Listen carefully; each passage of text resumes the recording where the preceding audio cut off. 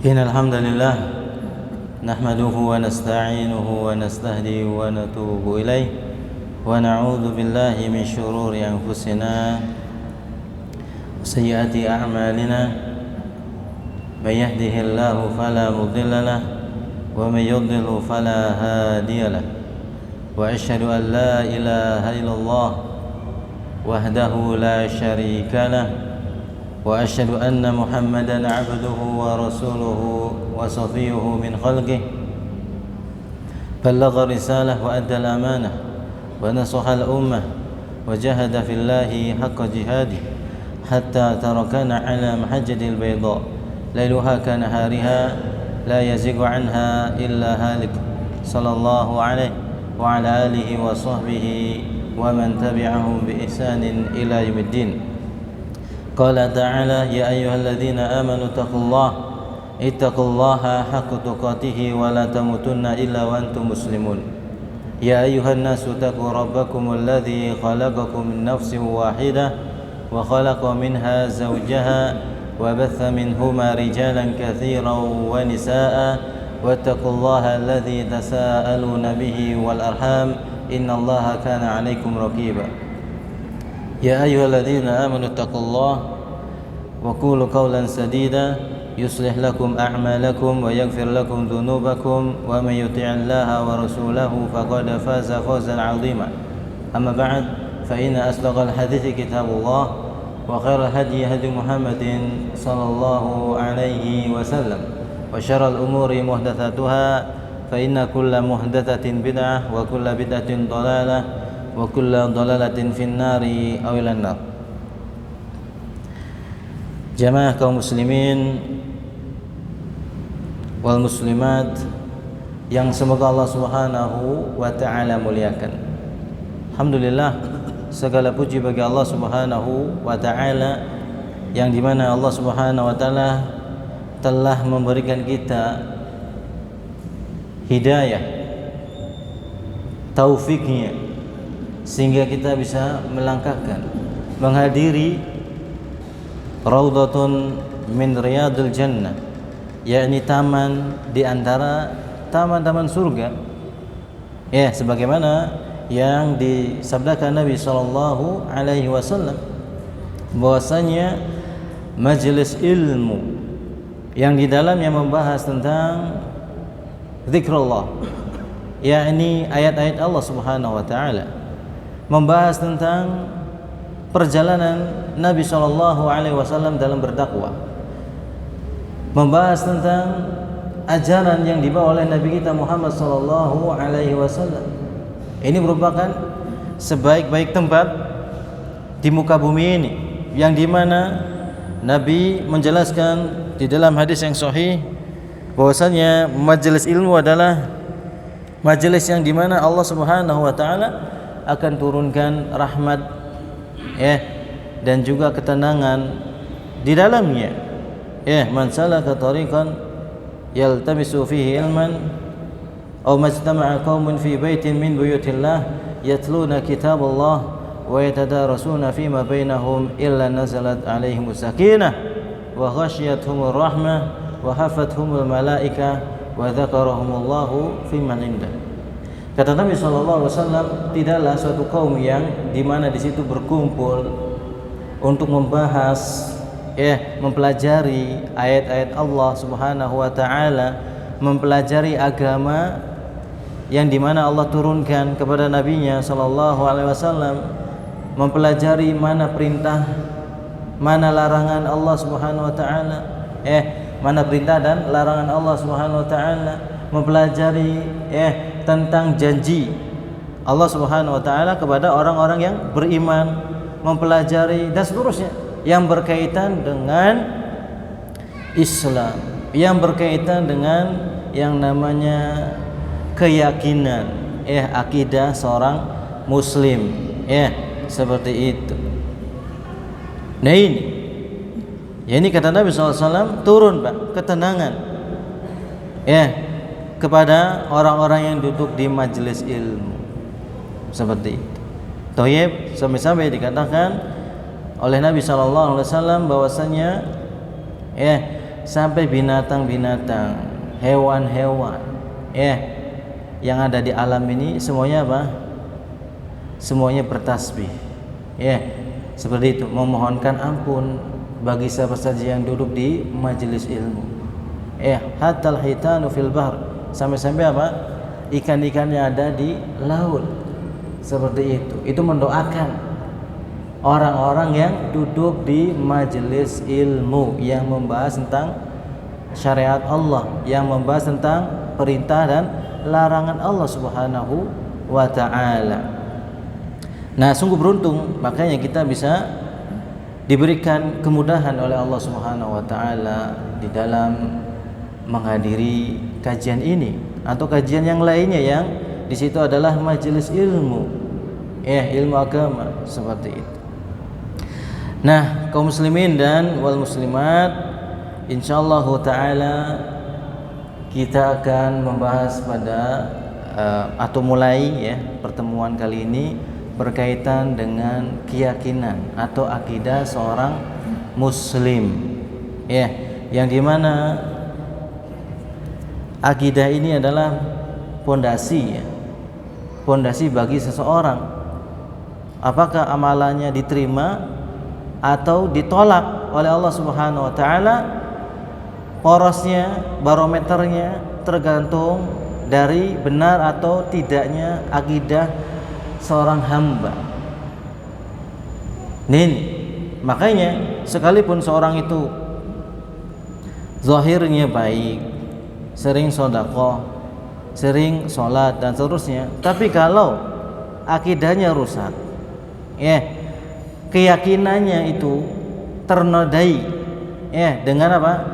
Keyakinan-keyakinan yang berbau kekufuran ataupun kesyirikan, maka Allah Subhanahu wa taala tidak akan menerima segala bentuk amal ibadahnya. Seperti itu. Misalkan ada orang yang mungkin tiap bulan dia umroh, terus tiap tahun haji, tiap malam sholat, apalagi Senin Kamis puasa atau yang lainnya lah, tapi satu kali dia melakukan apa?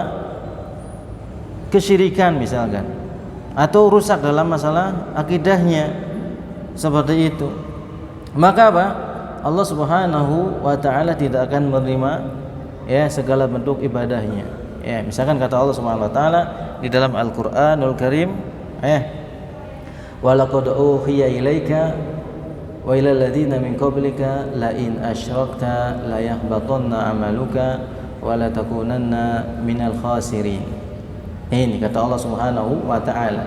Tak kala ada orang yang rajin ibadahnya, apapun lah ibadahnya tidak ia lewatkan, zakatnya, sodakohnya, triliunan, seperti itu, bangun masjid, bangun apa lagi, sekali saja kata Allah Subhanahu wa ta'ala rusak akidahnya, misalkan dalam hal kesyirikan misalkan, seperti itu, la in asyrakta kata Allah Subhanahu wa ta'ala, jika engkau melakukan apa? Kesyirikan, perbuatan kesyirikan, menduakan Allah Subhanahu wa ta'ala dalam masalah ibadah, la yahbatanna 'amaluka kata Allah Subhanahu wa ta'ala, niscaya seluruh amalanmu yang telah engkau kerjakan la yahbatanna sirna, lenyap sudah, seperti itu, wala takunanna minal khasirin, dan kamu termasuk orang-orang yang merugi nanti di akhirat kelak. Ini kata Allah Subhanahu wa ta'ala. Makanya kita ini sebagai seorang muslim dan muslimah, jangan sampai kita hanya sekedar mengetahui bagaimana caranya sholat, bagaimana caranya wudhu, bagaimana caranya zakat dan seterusnya, tapi kita tidak mengerti sama sekali apa saja yang bisa membatalkannya, gitu loh. Sholat tidak cukup kita mengetahui sholat itu dimulai dari takbiratul ihram, diakhiri dengan apa? Salam. Tidak cukup, harus apa? Mempelajari memahami poin-poin apa saja yang bisa membatalkannya. Untuk apa? Untuk dihindari biar sholatnya itu apa? Diterima Allah Subhanahu wa ta'ala. Nah, apalagi ini pokoknya ibadah dalam masalah apa? Akidah. Seperti itu. Yani keyakinan yang tertanam di dalam hati seorang hamba. Seperti itu. Yang dimana barometer diterima amalan seorang hamba atau ditolak oleh Allah Subhanahu wa taala bergantung dari keyakinannya, Pak. Keyakinannya dulu. Ya kan? Yang ada di dalam hatinya. Maka ini penting sekali, Pak. Kita sebagai seorang muslim itu harus mengkaji dan mempelajari apa saja sih yang seharusnya dimiliki seorang hamba berkaitan dengan masalah akidah. Seperti itu. Maka tidak heran tuh kalau kita baca, Pak, Al-Qur'anul Karim dari surat Al-Fatihah sampai surat An-Nas gitu ya, tidak ada satupun rasul yang Allah Subhanahu wa taala utus. Sekali lagi bahwasanya Allah Subhanahu wa taala tidak mengutus para rasul atau tidak seorang rasul pun yang Allah utus kepada umat manusia ini dari siapa rasul yang pertama itu? Naam, Nuh alaihissalam sampai rasul yang terakhir siapa? Naam, Rasulullah sallallahu alaihi wasallam. Tidak ada yang diutus untuk apa? Memperbaiki masalah riba, memperbaiki masalah ekonomi, masalah politik, masalah keluarga, masalah apa lagi? Tidak ada, Pak. Tidak ada prioritas para rasul diutus untuk kayak gitu, nggak ada. Tapi apa? Semuanya serentak, Pak. Sok aja baca, Pak. Dari surah Al-Fatihah sampai surah An-Nas, sok aja cari ayat yang dimana ini ada ayat Rasul diutus untuk memperbaiki masalah ekonomi. Nggak ada, Pak, satupun. Yang ada apa? Memperbaiki masalah akidah. Tuh lihat. Sebagaimana Allah Subhanahu wa ta'ala berfirman di dalam Al-Qur'anul Karim, kata Allah Subhanahu wa ta'ala, "Wa laqad ba'atsna fi kulli ummatin rasulan an i'budullaha wajtanibut taghut." Tuh lihat. Ini bukan kata saya ya, kata Allah ini. Bisa dicek aja, Pak, di Al-Qur'annya ya. Kan kita ngaji menjelaskan tentang agama Islam, ya tentunya nggak bisa ngarang-ngarang ya, harus ada dasarnya. Mana buktinya Rasul itu diutus oleh Allah SWT berkaitan dengan masalah akidah? Ini salah satunya. Banyak lagi kalau kita jelaskan atau sebutkan satu persatu ya. Nah ini kata Allah SWT, "Wa laqad ba'atsna fi kulli ummatin rasula," dan telah kami utus atau sungguh telah kami utus seorang apa? Seorang rasul, Pak. Seorang rasul kepada tiap-tiap umat. Fi kulli ummatin, pada tiap-tiap umat. Untuk apa, Pak? Tugasnya satu, Pak. An i'budullaha wajtanibut taghut, agar umat manusia ini menyembah, beribadah kepada siapa? Kepada Allah Subhanahu wa taala saja. Sajanya itu fontnya digedein, Pak ya.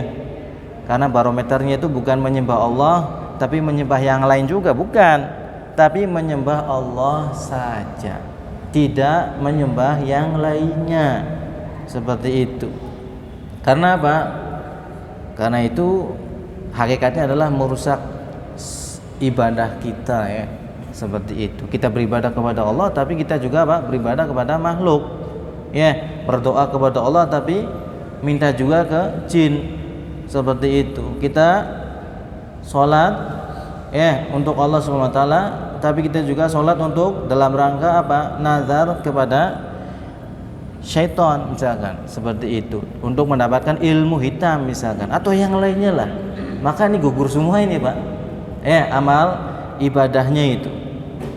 Nah ini makanya ayo ikhwah barakallahu fikum, para ulama dari zaman ke zaman, ya, mereka semuanya itu satu kesatuan, Pak.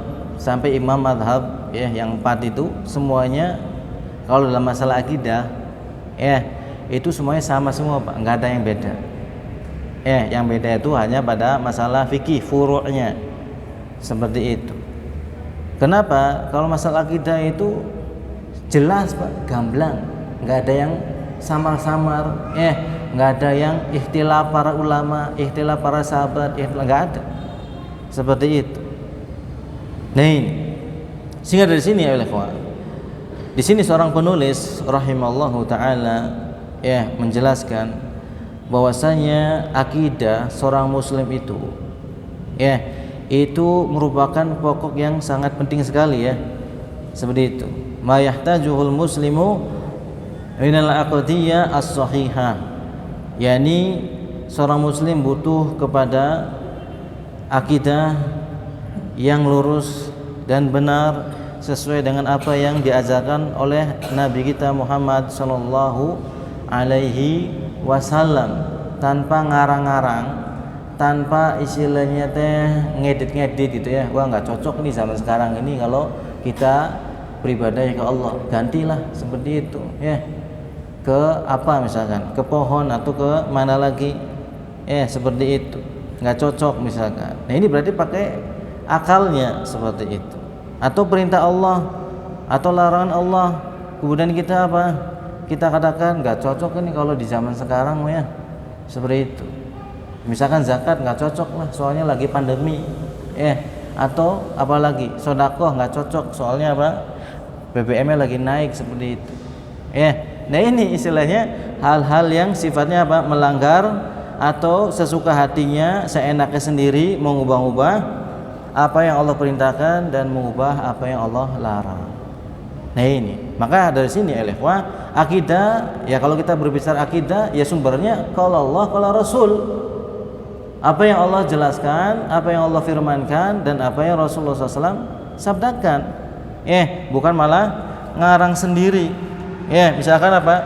Tadi malam aku bertemu dengan Rasulullah SAW, kemudian beliau SAW memerintahkan kita semua sudah nggak perlu sholat lagi, seperti itu. Kenapa? Yang sholat aja rezekinya sempit, ya, seperti itu. Atau apalah, ini bukan Rasulullah ini. Kalau mengklaim misalkan dalam mimpi kita menyuruh-nyuruh hal-hal yang sudah jelas perintah, gitu, ya, sampai hari kiamat, atau apa aja lah yang mengklaim tidak perlu sholat lagi, tidak perlu saum lagi, tidak perlu apa lagi, sudah cukup lah apalah, dan seterusnya. Ini bukan ajaran Islam, ya, bukan ajaran Islam, seperti itu. Tapi dia ngaku-ngaku, ya, ngaku mah siapa aja, gampang ngaku-ngaku, ya kan, seperti itu. Kita juga bisa ngaku, siapa saja yang pengen masuk surga harus ngikutin saya, bisa aja kayak gitu kalau yang ngaku-ngaku mah, ya, seperti itu. Akan tapi Islam itu agama yang sudah gamblang jelas, lailuha kana hariha, cahaya di malam harinya. Ini ungkapan ini terang benderang, ya, bahwasanya tidak ada yang samar-samar ajaran Islam itu. Lailuha kana hariha, cahaya di malam harinya itu seperti cahaya di siang harinya. Tidak ada yang samar-samar. Ini benar nggak sih ajaran Islam? Benar nggak sih ini syariat Islam? Tidak kayak gitu, jelas, Pak, terang benderang.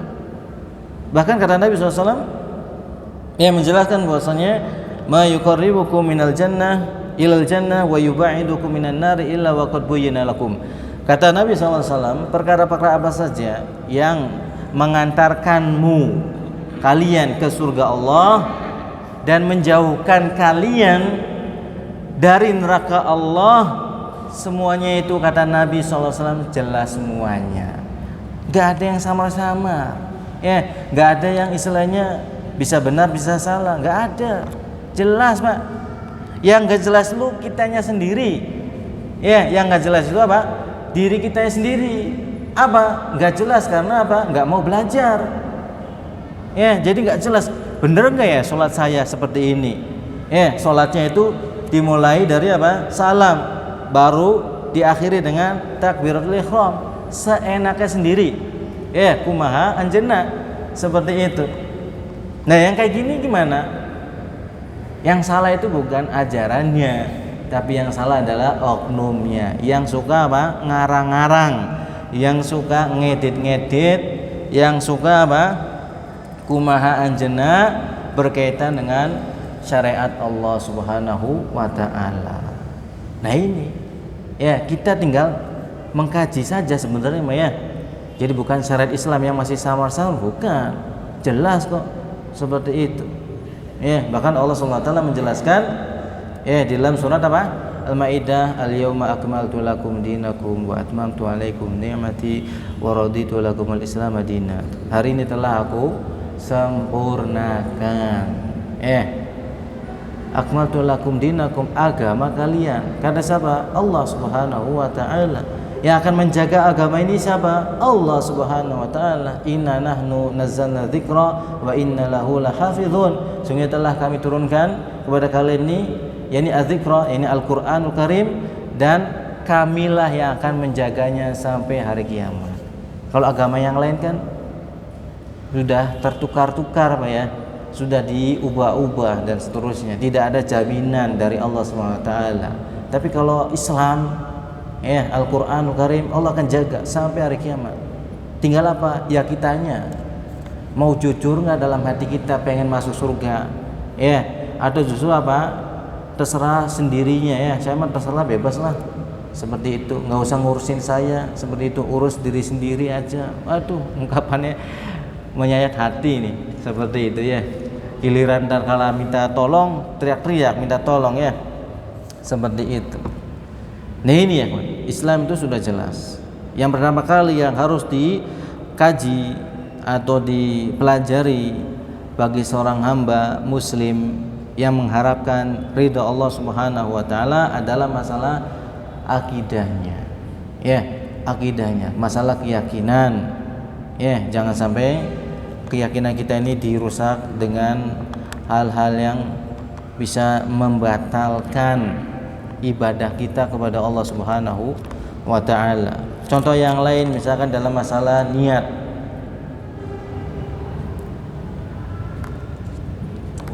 Dalam masalah niat, Pak. Seperti itu. Ibadahnya Masya Allah, sholatnya itu sambil nangis, Pak. Sedih. Seperti itu. Khusyuk. Ya. Terus sholatnya rakaatnya panjang-panjang seperti itu. Tapi niatnya apa? Niatnya bukan ikhlas karena Allah Subhanahu wa taala. Tapi apa? Ada calon. Nah, ini ada calonnya. Ada calon mertuanya, ada calon istrinya, suaminya, atau apalagi lah ada orang yang dihormati, Pak Gubernur atau Pak siapa dan seterusnya, sehingga sholat yang biasanya cuma 5 menit 10 menit terus apa? Dipanjangkan, dibikin sedih seperti itu, nangis seperti itu dan seterusnya. Nah, ini kan berarti rusak nih. Rusak apanya? Masalah hatinya, keyakinannya atau niatannya seperti itu. Ini juga sama ini. Tidak akan apa? Diterima Allah Subhanahu wa taala. Kenapa? Karena ia tidak ikhlas. Karena Allah Subhanahu wa taala dalam ibadahnya. Tapi justru apa? Dia menginginkan dari ibadah tersebut hal-hal yang berbau duniawi. Seperti itu. Dan masih banyak lagi ya, Pak. Seperti itu yang berkaitan dengan masalah keyakinan. Nah, di sini penulis rahimallahu taala di bab yang pertama beliau membuat judul kata beliau rahimallah al-urwatul wuthqa syahadatu an la ilaha illallah wa anna muhammadan rasulullah. Bahwasanya yang dikatakan al-urwatul wuthqa, ada yang tahu al-urwatul wuthqa itu apa?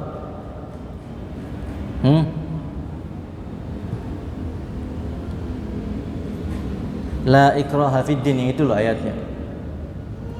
Qad tabayyana ar-rusydu minal ghayy. Ada yang tahu atau ada yang bawa Al-Qur'an enggak? Enggak ada.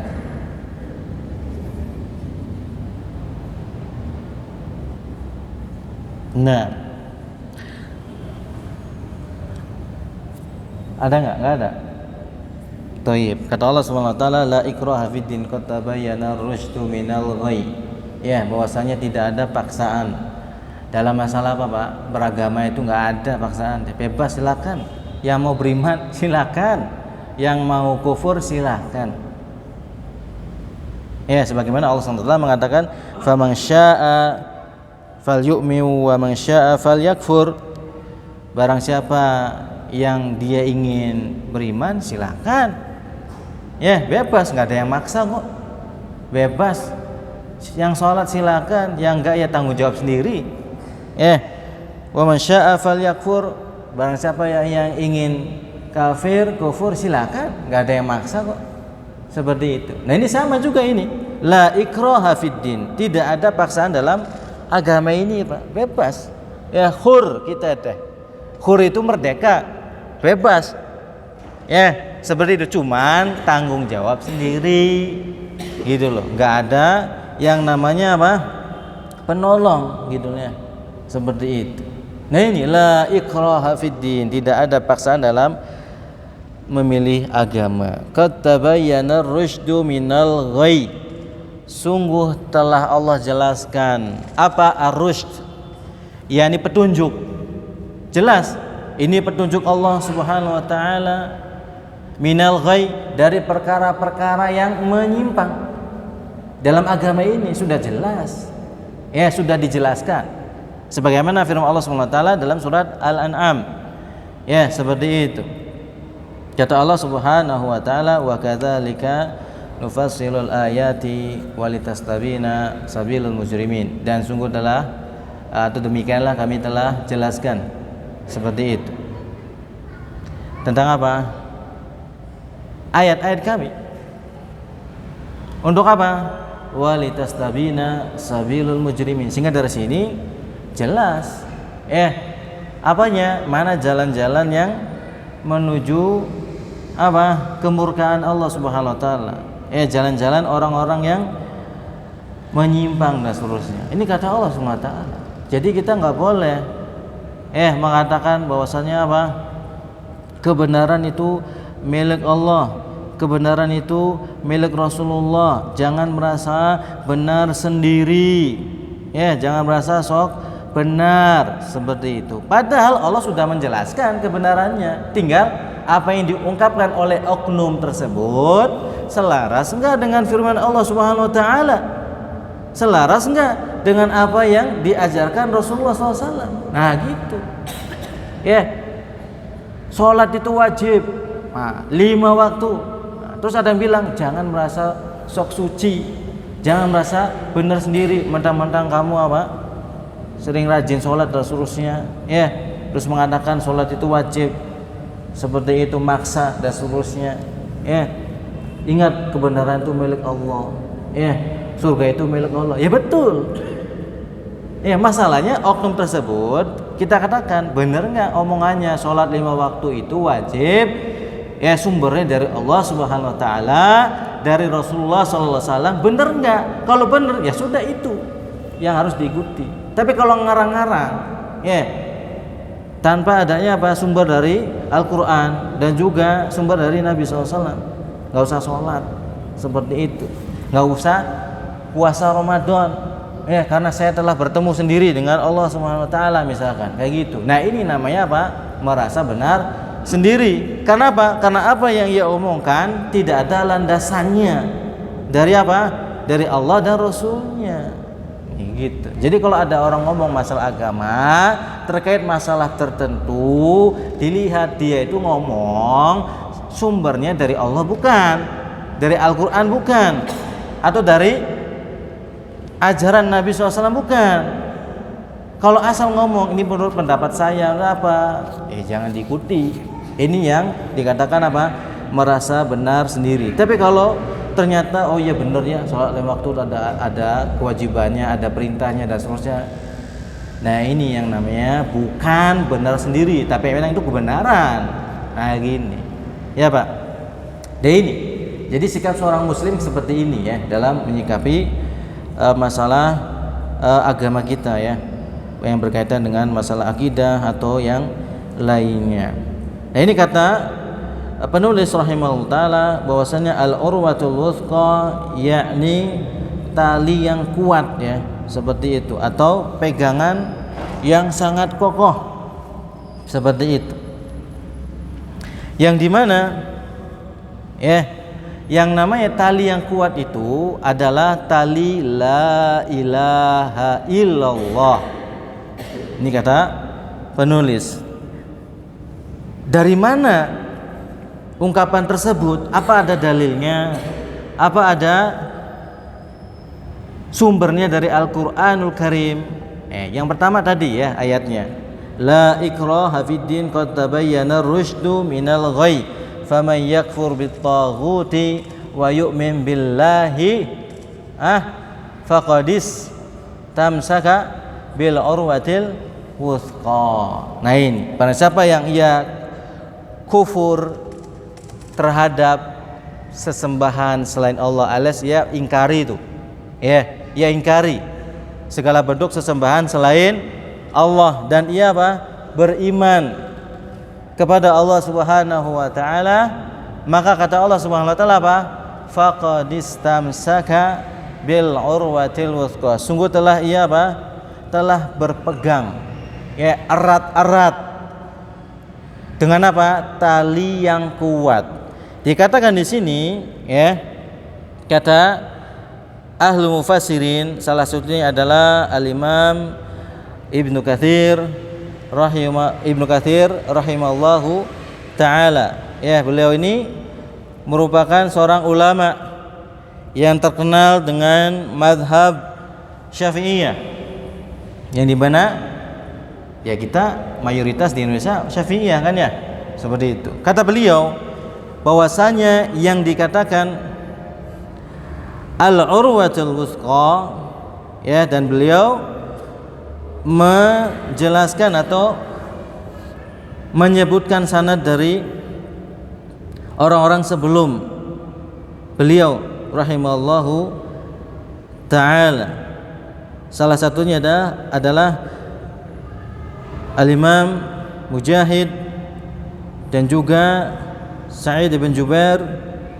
Beliau mengatakan bahwasanya faqad thabata fi amrihi wastaqama ala tariqatil musla wasiratil mustaqim. Itu makna atau arti atau maksud pengertian dari al-urwatil wuthqa.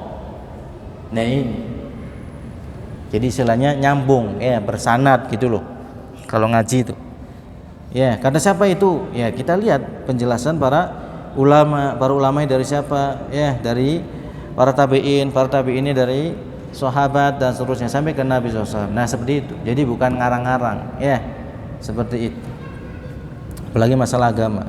Yang dikatakan al-urwatil wuthqa adalah istiqomah. Ya, di atas jalan yang terbaik.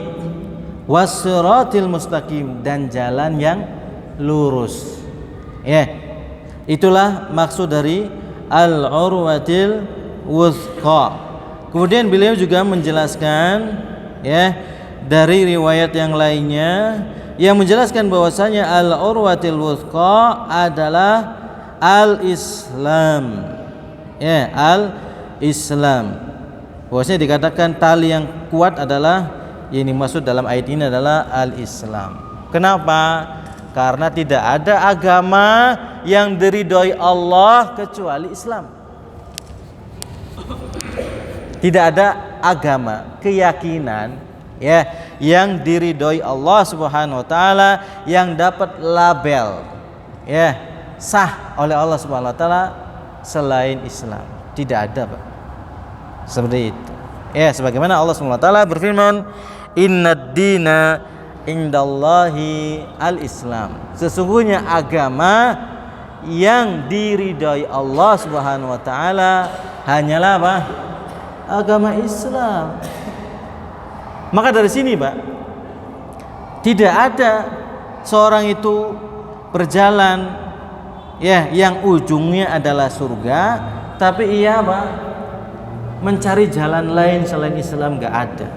Enggak mungkin seperti itu, enggak ada. Tidak ada selain Islam itu, Pak. Sedangkan Islam sebagaimana yang telah disebutkan tadi ya, sudah komplit. Sudah apa? Komplit, sempurna dari yang perkara yang asas ya maupun perkara yang paling bawahnya seperti itu atau cabangnya. Nah, ini sudah lengkap. Tapi saya masih bingung ya karena nggak belajar. Ya, karena nggak belajar agama. Jadi bingung lah. Seperti itu. Terus gimana? Ya harus belajar. Sampai kapan? Sampai kita diwafatkan Allah Subhanahu wa taala. Makanya dari sini Bapak-bapak dan Ibu-ibu yang semoga Allah Subhanahu wa taala muliakan, bedanya menuntut ilmu agama ya, belajar ilmu agama dengan belajar ilmu dunia itu bedanya di jenjangnya, Pak. Ya. Kalau kita belajar matematika, bahasa Inggris dan seterusnya, SD, SMP kan ada jenjangnya dan ada batasannya, Pak ya. SD 6 tahun, SMP 3 tahun, SMA 3 tahun, kuliah mungkin 4 tahun ya, beda-beda ya. Tapi ilmu agama, belajar ilmu agama sampai meninggal, Pak. Sampai apa? Meninggal. Nggak bisa kita sudah 10 tahun di pondok. Ya, seperti itu. Terus apa? Nggak belajar lagi. Seperti itu. Nggak ada kayak gitu. Sampai kita mati. Ya, sebagaimana Allah SWT mengatakan, wa'bud rabbaka hatta ya'tiyakal yakin, dan sembahlah Allah Subhanahu wa taala sampai apa? Datang kepadamu kematian, al yakin, keyakinan. Ya. Seperti itu, yaitu apa? Ditafsirkan oleh para ulama, yakin di sini adalah kematian. Nah, itu saya mati, Pak. Jadi bukan istilahnya cuman di hari ini aja, ya, pekan depannya atau nanti besok-besok harinya enggak kajian lagi, enggak belajar lagi. Ya, bukan seperti itu. Aneh kalau mencari dunia, wah rajin ya, sampai belajar di luar negeri itu mati-matian, bayar puluhan juta, ratusan juta, itu berani gitu. Tapi belajar ilmu agama yang dimana tujuannya mendapatkan surga, malah apa? Males-malesan, malah apa? Hitung-hitungan, pengen yang gratis. Kalau nggak gratis mikir, wah nggak gratis seperti itu. Giliran apa? Kursus bahasa Inggris, kursus bahasa Korea, bahasa Jepang, jutaan pun dibayar cash, gitu loh. Kuliah umum pun ya, jurusan dokter dan seterusnya, kedokteran apa, dibayar cash, nggak nawar-nawar lagi. Giliran sekolah agama, nuntut ilmu agama, tawar menawar. Gimana caranya? Gratis. Emangnya masuk surga itu gratis? Tanpa amal, tanpa ilmu agama? Nggak mungkin. Dikiranya cuman syahadat asyhadu alla ilaha illallah wa asyhadu anna muhammadar rasulullah, oke sah di KTP-nya agama Islam, tapi nggak sholat. Lah gimana masuk surganya? Nggak puasa, seperti itu. Gimana masuk surganya, Pak? Kalau perintah Allah saja masih bolong-bolong, emangnya surganya milik dia? Yang penting apa? Islam KTP. Nah ini, makanya penting kita ini apa? Belajar ilmu agama. Bahkan kalau kita jujur ya, ilmu agama itu lebih penting daripada ilmu dunia, Pak. Kenapa?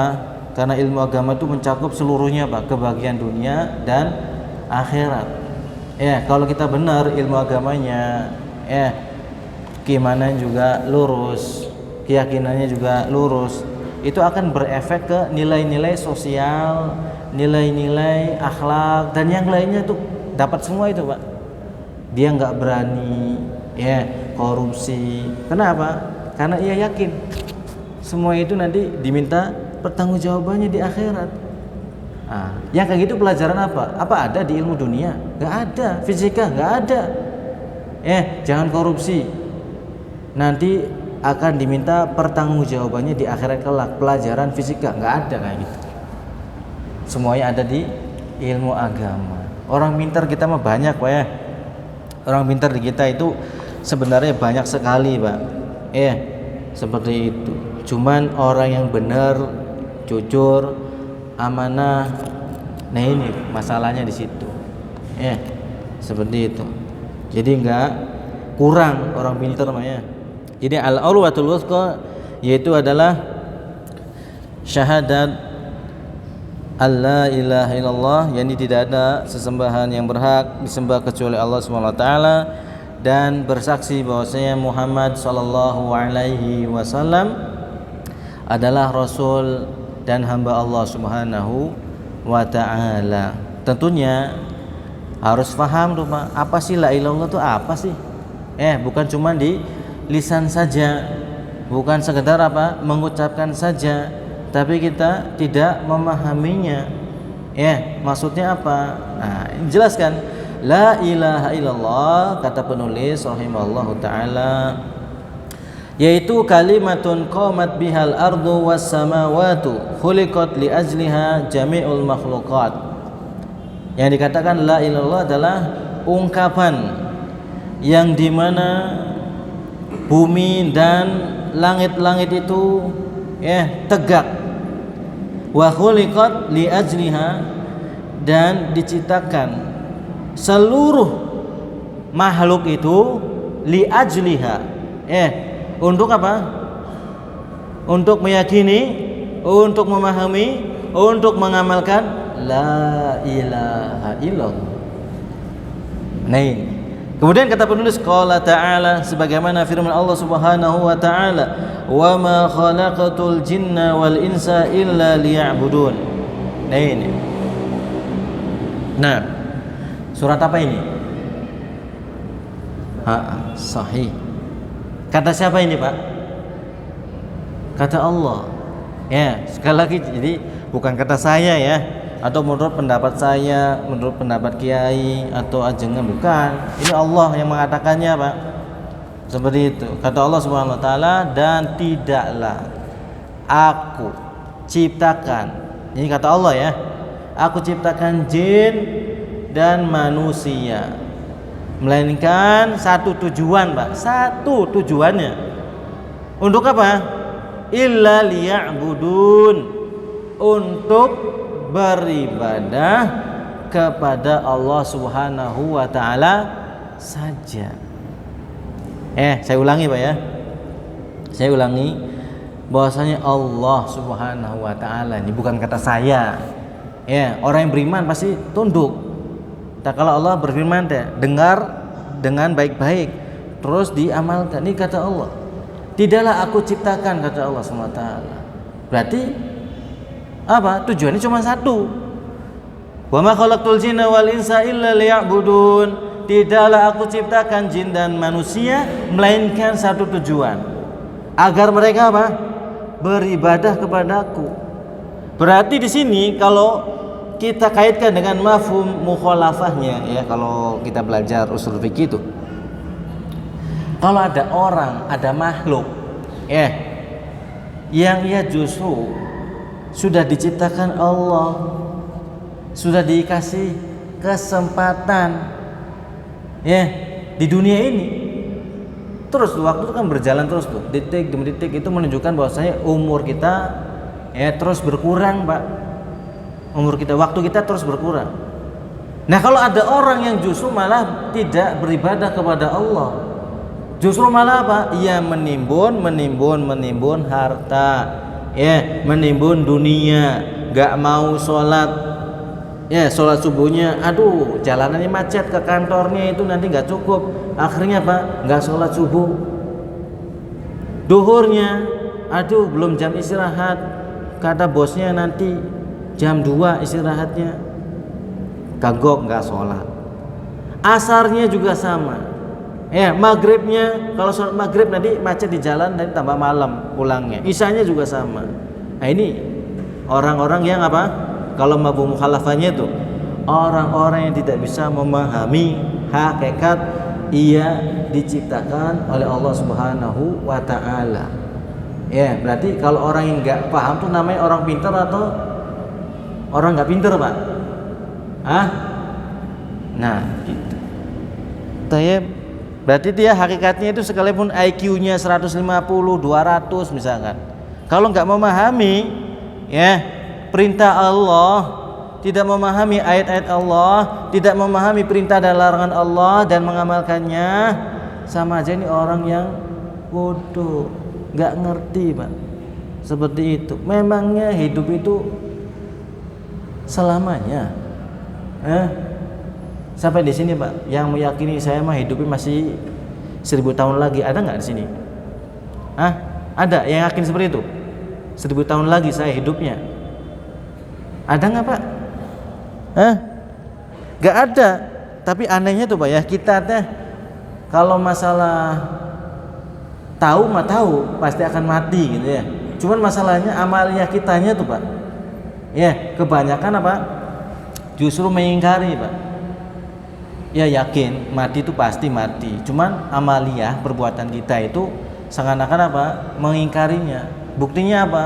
Enggak mempersiapkan diri ya dengan amal soleh, enggak belajar ilmu agama, ya tidak berbuat kebaikan, ya malah justru apa? Berbuat curang, berbuat kemungkaran, menzolimi orang lain, korupsi dan yang lainnya. Ini amalan-amalan yang sadar atau tidak sadar ia apa? Mengingkari bahwasanya kita ini akan mati dan diminta pertanggungjawabannya. Nah, wa ma khalaqtul jinna wal insa illa liya'budun. Ya, tidaklah aku ciptakan jin dan manusia melainkan agar semuanya tuh, Pak, beribadah kepada siapa? Kepada Allah Subhanahu wa taala. Nah, ini akidah seorang muslim ini. Jangan sampai apa? Saya diciptakan untuk ngumpulin dunia. Ngumpulin harta boleh, Pak. Jadi orang kaya boleh. Siapa yang larang? Punya triliunan boleh. Siapa yang larang? Islam enggak ngelarang. Yang dilarang itu apa, Pak? Kita menjadi budak dunia. Kita apa? Kita menjadi hamba dunia. Ini yang dilarang. Bagaimana gambarannya? Ya tadi, kita tidak bisa mengatur waktu kita. Ya, antara mencari dunia dan beribadah. Semuanya full dunia, wae. Waktunya ibadah nggak mau. Ini namanya hamba dunia. Tapi kalau orang yang benar-benar merealisasikan tentang ibadah, ya semuanya itu akan bernilai ibadah, Pak. Contoh misalkan ya kerja, seperti itu. Ia niatkan untuk ibadah, ya cari ma'isyah, kewajiban, wajib ibadah ini, ya kan? Kemudian dari situ lahirlah nilai-nilai akhlak budi pekerti, apa? Jujur, ya amanah, sedikit pun ya rupiahnya dia nggak berani ngambil, Pak. Atau sepeser pun nilai uangnya, kalau dia nggak jelas ini punya perusahaan, punya kantor, atau ini boleh punya milik saya atau apa, nggak jelas nih, dia nggak berani ngambil. Tuh, itu yang istilahnya apa? Orang yang cerdas, yang bisa memahami hakikat dari apa yang Allah Subhanahu wa taala ciptakan kita semua. Gitu. Nah, jangan sampai jadi orang bodoh, Pak. Ngumpulin dunia, wae, ibadahnya mana? Nggak ada. Ya, seperti itu. Ngumpulin duit boleh nggak? Boleh. Ya, jadi orang kaya boleh. Kata siapa nggak boleh? Jadi Islam itu tidak mengajarkan kita harus miskin, Pak. Nggak ada. Ya.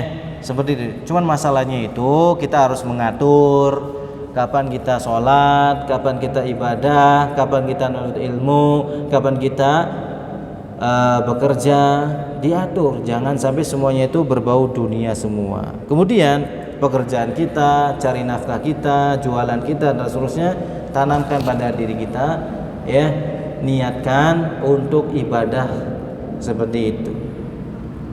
Bagaimana caranya? Ya tadi, pedagang kita nggak berani tuh berbuat curang, berbuat apa lagi, mengurangi timbangan, ya, atau berbohong, sumpah palsu. Itu ya perdagangan, pekerjaan atau kerja yang dia niatkan untuk ibadah kepada Allah SWT, maka dia tidak akan berani itu berbuat curang, korupsi, makan uang yang nggak jelas. Itu sampai segitunya gitu, Masya Allah. Coba kalau rakyat Indonesia gitu semua, Pak, ya, insya Allah Ta'ala, seperti di zamannya Umar bin Abdul Aziz, yang tidak ada seorang pun yang miskin, Pak, ya, nggak ada yang butuh harta zakat, nggak ada yang butuh, Pak. Harta sodako nggak ada yang butuh, Pak. Kenapa? Karena semuanya bercukupan rakyatnya. Nah, itu kenapa? Mempraktekkan apa yang Allah perintahkan dan menjauhkan apa yang Allah larang. Seperti itu, simpel, Pak. Nggak butuh detail sebenarnya, ya. Kalau belajar ilmu agama itu nggak butuh detail, Pak. Seperti itu. Nah, butuhnya pengamalan, itu satu. Tayyib, kalau ilmunya saja kalau nggak diamalkan ya percuma. Nah, kemudian wabiha arsalallahu rusulahu wa anzala kutubahu wa syara'a syara'i'ahu, dan dengannya Allah Subhanahu wa taala mengutus para rasulnya. Ya, rasul itu tujuannya diutus itu untuk memberi kabar gembira, Pak, bagi siapa saja yang mengikutinya, dan juga diutus sebagai munzir, memberikan kabar apa? Peringatan bagi siapa saja yang tidak mau apa? Mentaatinya. Ya, kata Allah Subhanahu wa taala, rusulan mubasyirina wa mundzirin li'alla yakuna lin-nasi 'ala Allahi hujjatun ba'da rusul. Nah, ini para rasul itu kata Allah Subhanahu wa taala, ya, diutus sebagai kabar gembira, mubasyirina. Bagi siapa? Bagi orang yang mentaatinya, Pak. Ya, yang taat ganjarannya apa? Surga. Ingat, surga itu nggak gratis, Pak. Ya, nggak gratis. Kata siapa surga gratis? Ya, atau surga itu nggak bisa dibeli dengan dolar atau dengan dirham, Mas, nggak bisa. Dengan apa dong? Tadi dengan ilmu dan amal. Seperti itu, ilmu dan amal. Butuh titel enggak? Harus S1, S2 enggak butuh. Bagaimana dong? Ya, belajar. Duduk di majelis ilmu. Sampai kapan? Sampai kita mati. Udah itu tuh. Ya, udah gratis kan? Duduk di majelis ilmu. Ada yang suruh bayar enggak? 100.000 di sini ada enggak? Enggak ada. Seperti itu. Coba kalau seminar-seminar yang yang berkaitan dengan jual beli gitu ya, atau bisnis dan seterusnya, kan itu bayar tuh jutaan kan ya. Cara mengoptimasi produk, ya, bisa menghasilkan konversi apa dan seterusnya, kan itu bayar tuh. Ya, algoritma ini itu dan seterusnya, bagaimana bisa cuan, itu gratis nggak, Pak? Kalau kita seminar di hotel ini, hotel itu, bayar, Pak. Seperti itu. Ini loh, bagaimana caranya kita bisa masuk surga gratis ini. Ya, dengan apa? Dengan belajar dan mengamalkannya. Nah, makanya dari sini kalau kita ngomongin agama itu, Pak, Bu, ya jangan menurut saya, ya, atau mengklaim ya keyakinan yang tidak diajarkan oleh Allah dan Rasulnya, nggak boleh seperti itu. Ya, kenapa? Kan kita orang apa? Orang Muslim. Ya, agamanya apa, Pak? Islam. Islam ini siapa yang menurunkannya? Allah. Kepada siapa? Rasulullah SAW. Bukan milik kita, bukan sesuka kita. Ya, saya enaknya sendiri. Seperti itu. Gak bisa seperti itu. Harus apa? Harus sesuai dengan apa yang Allah Subhanahu wa taala perintahkan. Ya, harus sesuai dengan apa yang Rasulullah SAW ajarkan. Seperti itu. Kalau kita mau jujur, pengen masuk surga nih, seperti itu. Tapi selama ini amalan saya nggak jelas ya, bener nggak? Ya udahlah, saya mah tetap seperti apa yang saya lakukan aja lah. Padahal semuanya itu tidak ada dasarnya dari apa yang Allah perintahkan, apa yang Rasulullah SAW ajarkan. Ya jangan istilahnya apa? Kekeh. Ya, tetap saya mah gini aja lah. Jangan. Kita ini mau masuk surga atau masuk mana? Masuk surga ya sudah. Pelajari itu. Apa aja sih yang Allah perintahkan? Nah, gitu. Apa saja sih yang Allah larang? Apa saja sih yang Rasulullah SAW ajarkan? Nah, gitu, Pak. Kalau mau jujur, pengen masuk surga, ya, maka itu harus dibuka mata hatinya, ya, menerima kebenaran yang datang dari Allah. Walaupun pahit bagi kita, Pak. Ya, walaupun pahit bagi kita. Misalkan begini, kita sudah masuk ke dalam lembah riba, misalkan ya. Misalkan riba. Padahal apa? Allah Subhanahu wa taala telah jelas-jelas di dalam Al-Qur'anul Karim ya melarang untuk apa? Praktek riba. Belum lagi dari penjelasan Nabi SAW. Nah, kalau menurut kita karena sudah terlanjur gitu ya, kan untuk melepasnya itu berat ya, seperti itu, berat. Tapi sekali lagi ingat, kita ini mau masuk surga atau enggak, mau dapat ridho Allah atau enggak. Sehingga dari sini ya, yang jadi pertimbangan itu bukan diri kita, tapi Allah dan Rasulullah. Sami'na wa ata'na, ya, sekalipun apa pahit ya atau kita tidak sukai, seperti itu seorang mukmin ya, yang istilahnya apa? Berkeyakinan dengan tulus, dengan jujur dalam hatinya, ya, bahwasanya dia ini pengen mengharapkan ridho Allah Subhanahu wa taala. Atau yang lainnya masih banyak contoh-contohnya. Nah ini ya, Pak. Jadi agama Islam ya sumbernya Allah dan Rasulnya. Tidak boleh kita mengikuti pendapat-pendapat orang lain, ya, ustadznya atau apanya. Kalau misalnya ustadz berbicara tertentu, ya, kalau kitanya ragu, ya tanyakan, ustadz ngomong kayak gitu, misalkan sholat nggak wajib itu ada dalilnya nggak ustadz? Nah gitu. Kalau nggak dalilnya ya jangan diikuti, ya. Yang diikuti itu Allah dan Rasulnya. Kemudian kata penulis rahimahullah, beliau membawakan firman Allah Subhanahu wa taala, wa ma arsalna min qablika mir rasulin illa nuhi ilaihi annahu la ilaha illa ana fa'budun. Nah ini thayyib.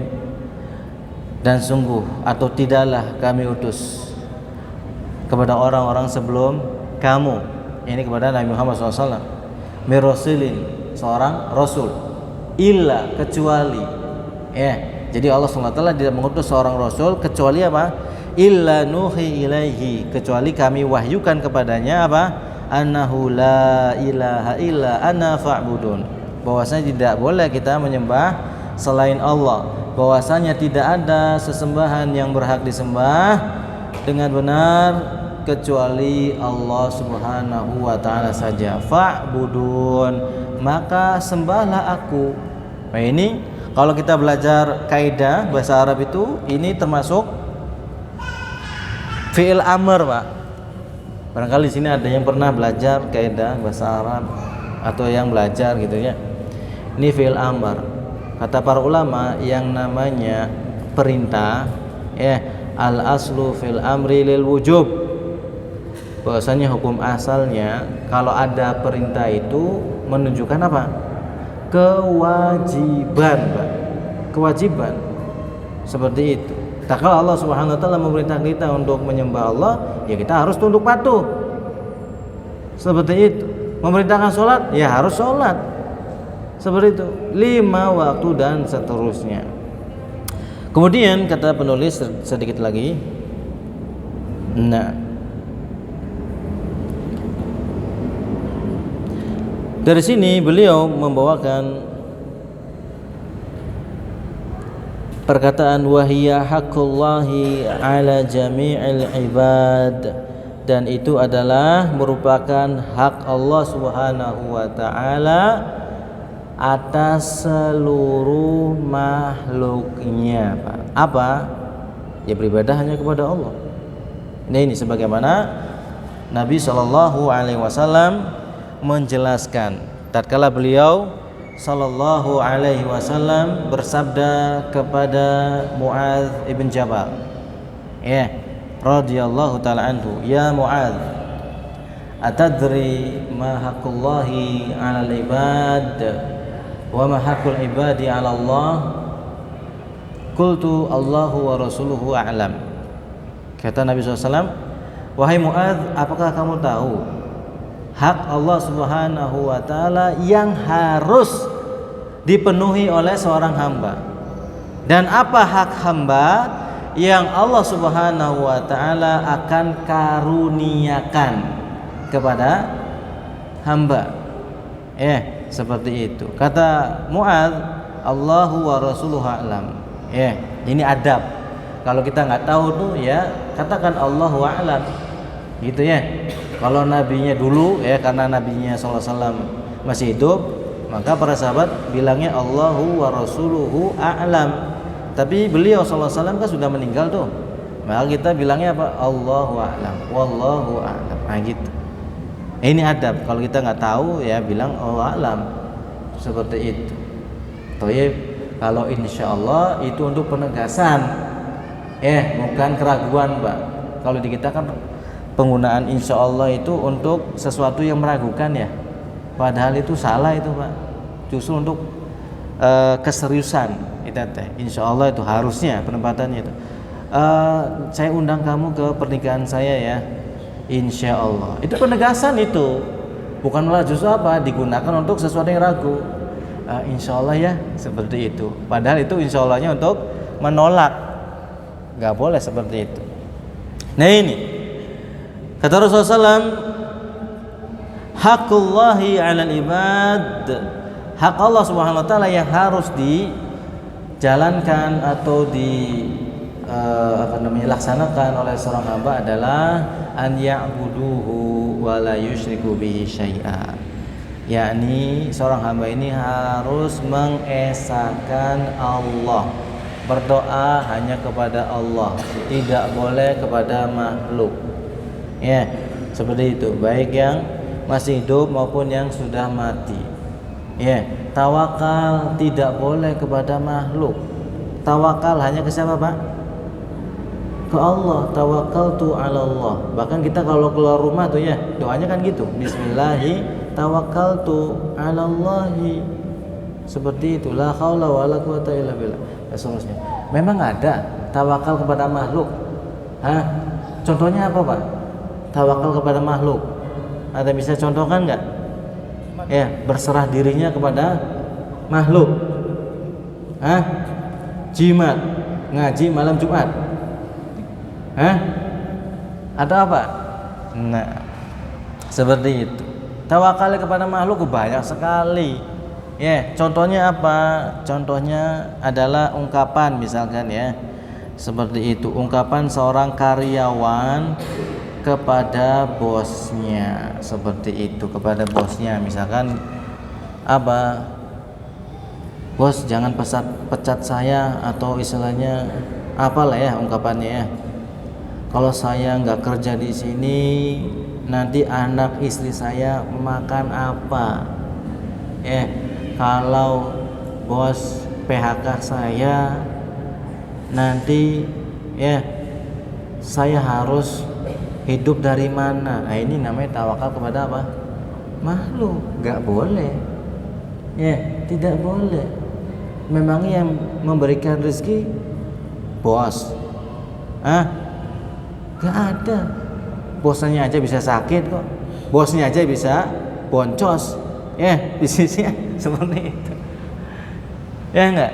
Makhluk bosnya aja bisa apa? Bisa rugi dan seterusnya. Nah, ini enggak boleh. Ya, kita ngomong-ngomong seperti itu atau ke dokter, contoh aja nih ya. Ke dokter.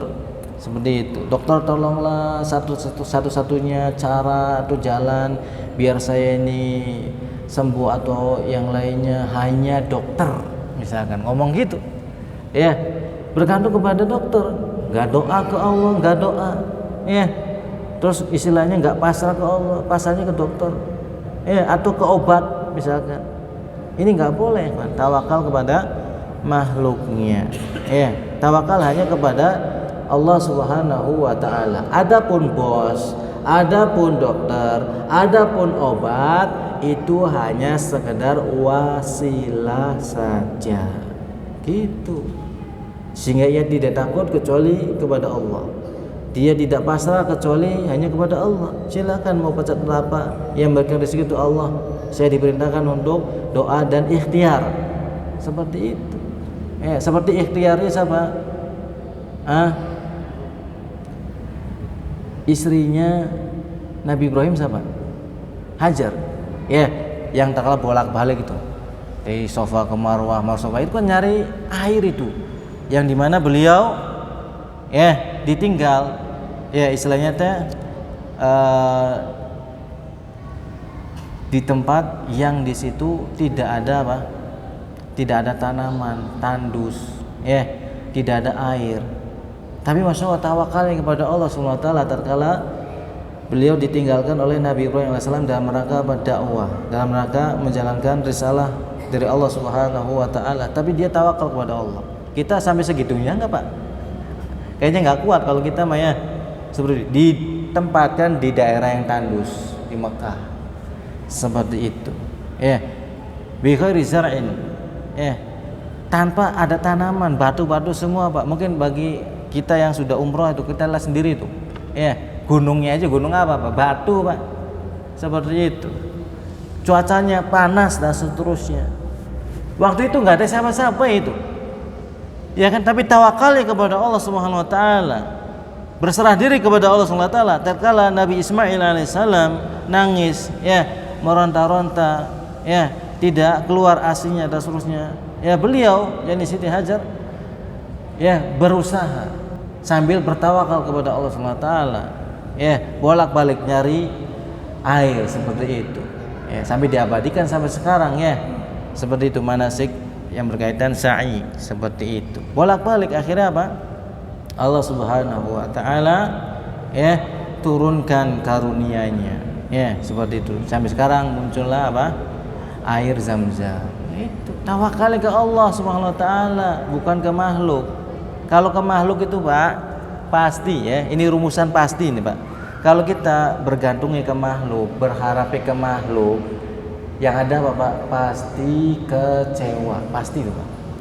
Sok aja. Jangankan ke bos atau ke dokter, ke pasangan aja. Ke pasangan, istri ke suami, suami ke istri. Kalau kitanya mengharapkan lebih, atau istilahnya berharap sesuatu kepada pasangan kita, yang ada Pak pasti kecewa, Pak. Misalnya kita ngasih hadiah, istri ngasih hadiah ke suami, ternyata suaminya lupa atau apalah, lupa ngasih hadiah sebagai balasannya, seperti itu. Yang ada apa, Pak? Kecewa. Seperti itu. Istri setia sama suami dikala susah, dikala merintis, seperti itu. Giliran apa, Pak? Giliran maju bisnisnya dan seterusnya. Yang ada apa, Pak? Ini udah pada senyum semua nih, yang bapak-bapak ini tahu nanti. Giliran kaya, rezekinya dilapangkan, mendua. Tapi monggo aja itu, Istilahnya tuh kalau kita berharap ke makhluk pasti kecewa, gitu loh. Walaupun kita sebenarnya banting tulang bantu suami atau sebaliknya suami dengan istri, seperjuangan tak kalah merintis, kala lagi miskinnya, lagi kurangnya dan seterusnya. Giliran banyak duitnya, dilapangkan rezekinya, sok aja kecewa itu. Baik istrinya ataupun suaminya. Makanya kalau kita berharap hanya kepada Allah saja, jangan ke makhluk, karena ini bagian dari keyakinan seorang hamba. Mungkin sampai sini dulu, insyaallah taala kita akan lanjutkan di pertemuan berikutnya insya Allah. Naam, barangkali ada yang mau ditanyakan terkait materi yang kita bahas seperti itu. Jangan susah-susah ya, seperti itu. Alhamdulillah, nggak ada ya. Ibu-ibu ada yang tanyakan nggak, Bu? Nah, bisa pakai kertas seperti itu. Alhamdulillah ya, nggak ada yang ditanyakan. Ya, kita banyak doa kepada Allah Subhanahu wa taala, mudah-mudahan Allah Subhanahu wa taala memudahkan kita dalam segala bentuk urusan kita ya, kebaikan yang berlimpah dan juga ridha Allah Subhanahu wa taala, dan juga janji yang Allah Subhanahu wa taala tidak akan ingkari seperti itu, yakni surga Allah Subhanahu wa taala. Semoga Allah Subhanahu wa taala memudahkan kita untuk belajar ilmu agama ya, mudahkan dan mudahkan pula memahaminya, dan juga memudahkan pula dalam mengamalkannya. Allahumma amin. Subhanakallahumma wa bihamdika asyhadu an la ilaha illa anta astaghfiruka wa atubu ilaika. Assalamualaikum warahmatullahi wabarakatuh.